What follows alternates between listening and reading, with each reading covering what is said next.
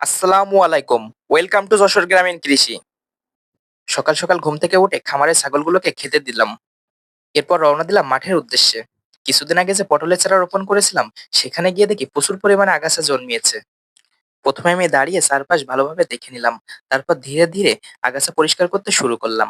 মাটির ভেতরে জমে থাকা ছোট ছোট ঘাসগুলো পরিষ্কার করে দিলাম, যাতে পটলের চারা ভালোভাবে বড় হতে পারে।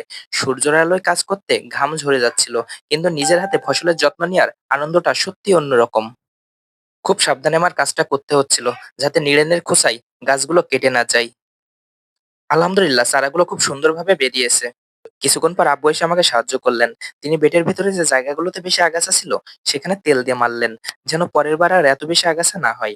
আমরা দুজন মিলে পুরো বেডটা পরিষ্কার করলাম। কাজ শেষে আমি একটু বিশ্রাম নিয়ে সকালের নাস্তা সেরে নিলাম। এরপরে রওনা দিলাম সিমের জমির দিকে।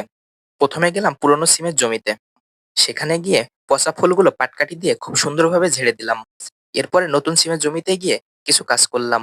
সেখানে গিয়ে দেখি গাছ খুব বেশি হয়ে গেছে এবং কিছু পাতা কেটে দিলাম। এভাবেই প্রতিদিন মাঠে কাজ করে যাচ্ছি।